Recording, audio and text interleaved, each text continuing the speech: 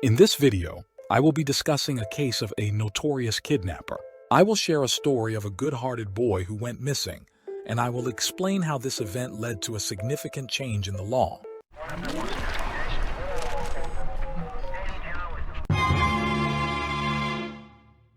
I'll just start off from the top. 1998, the northeast coast of England. 11-year-old Wesley Neely lived here, in the company of his 4-year-old brother and mother. The boy's grandfather lived not far from them. They had a very warm relationship. Wesley grew up a sociable guy, was fond of soccer, and adored his bike.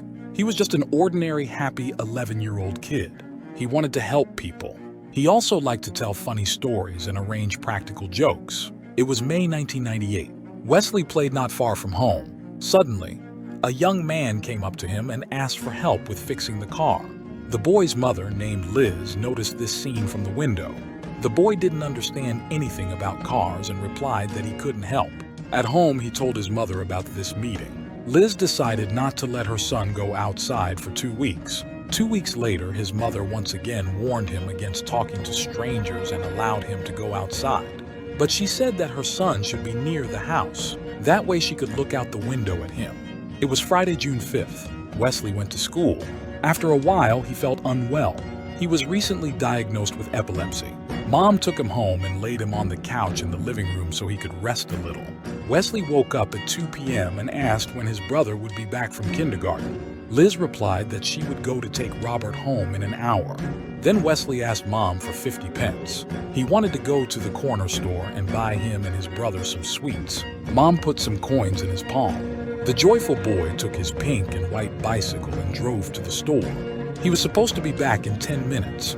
An hour has passed and Wesley has not returned from the store. Liz went outside and started asking passers-by about her son, but everyone shook their heads negatively.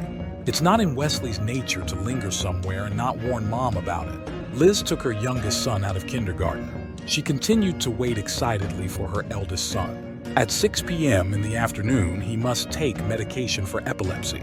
Grandpa said Wesley hadn't visited him and he hadn't seen him. Together they went outside to look for the boy. The clerk at the corner store confirmed to the woman that Wesley had come to them for sweets.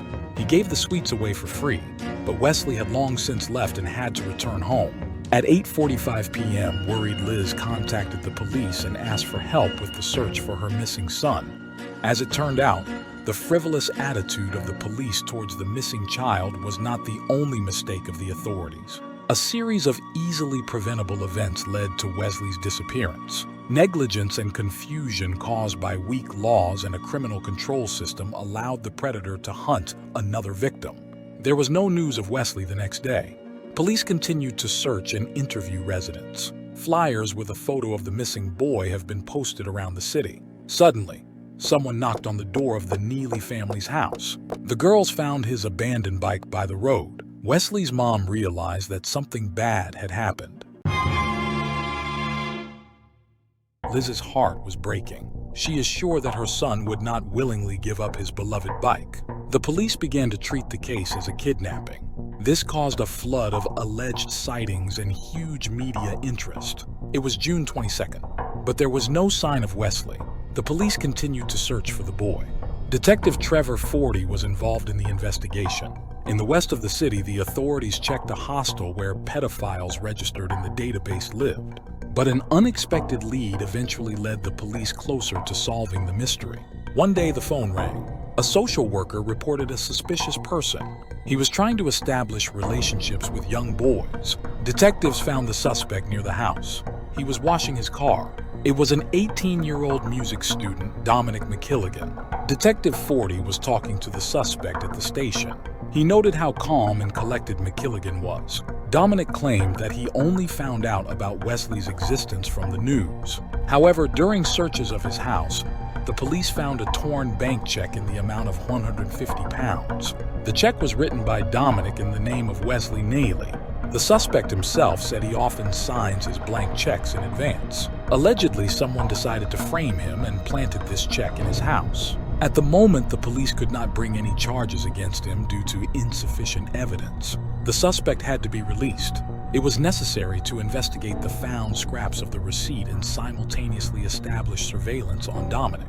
The examination took place for several days. At that time, officers watched as the suspect took a new registration number for his car and went to the pharmacy. McKilligan bought a razor blade and aspirin. Was he preparing for a new crime? Finally, the results of the examination of the torn receipt were received.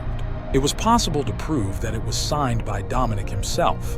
Based on this information, Dominic McKilligan was arrested and again summoned for questioning. He finally admitted that he had kidnapped Wesley, but he allegedly did nothing wrong to him. He claimed that he had handed him over to a group of pedophiles. Later it became clear that this was all a lie. The suspect is just playing games with the police. By that time, during a second inspection of Dominic's house, a team of forensic experts found traces of blood there. At the next interrogation, Dominic admitted that he lured Wesley to his house with a check in the amount of £150. He claimed that there had been an accident and the boy had died. Allegedly, Wesley was in the garage where Dominic's car was parked. The boy started playing with her, climbed onto the roof, and accidentally fell down. Wesley hit his head hard on a wrench. The boy was lying on the floor unconscious, showing no signs of life. Dominic was afraid that no one would believe him. Wesley decided to hide the boy's body. Further investigation revealed that McKilligan had been on trial multiple times. Then it turned out Dominic was a real evil. Now I should tell you more about Dominic McKilligan himself. In 1994, 14-year-old McKilligan was sentenced for molesting boys. At the age of 12, 13, 14, he committed serious sexual crimes against very young children. This is an unforgivable act. It should not be in society.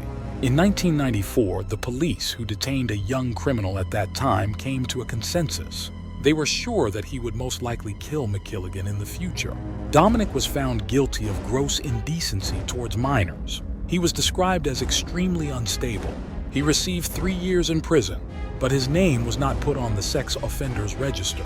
This practice was incorporated into the laws of the United Kingdom only on September 1, 1997, and he was released on the eve of the law coming into force.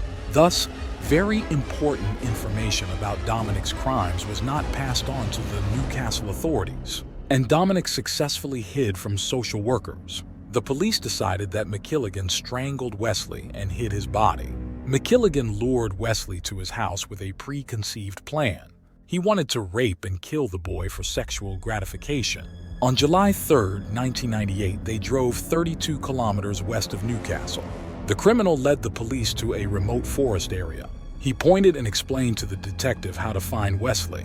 Detective Forty went down the narrow path to the indicated location. He immediately saw a pair of small sneakers sticking out of the trash bag. Forty realized that he had found the boy. Wesley, wrapped in a black bag, was lying in a box dumped in a ditch. Wesley's body, which had been lying in the summer heat for almost a month. It was possible to identify only by clothes. Earlier, Liz described to the police exactly what her son left for the store from home.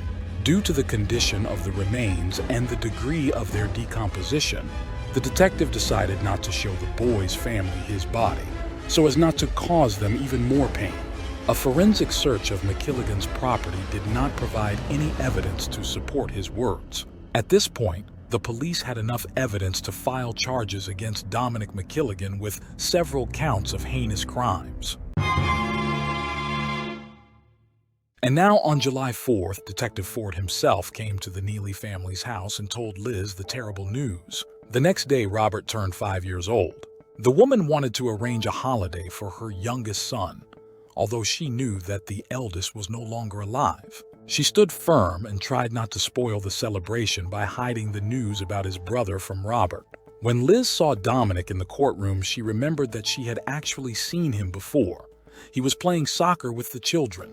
And it was this guy who, back in May, asked her son for help with fixing the car. At the trial, Dominic declared himself innocent and continued to claim that it was all a tragic accident. After 3 weeks of trials, he was found guilty. In July 1999, he was sentenced to life with a minimum term of 20 years. After that, Dominic successfully appealed and was cleared of rape charges. Unfortunately, due to the state of decomposition of Wesley's body, it was impossible to prove for sure that there was violence. Thus, the name Dominic McKilligan is still missing from the registry of sexual abusers. The grandfather of a boy who was abducted from his home and strangled by a pedophile has criticized police plans to change the way they handle missing people. Nationally, officers process about 327,000 missing person reports per year. That's equivalent to about 900 messages per day. 2/3 of them concern children.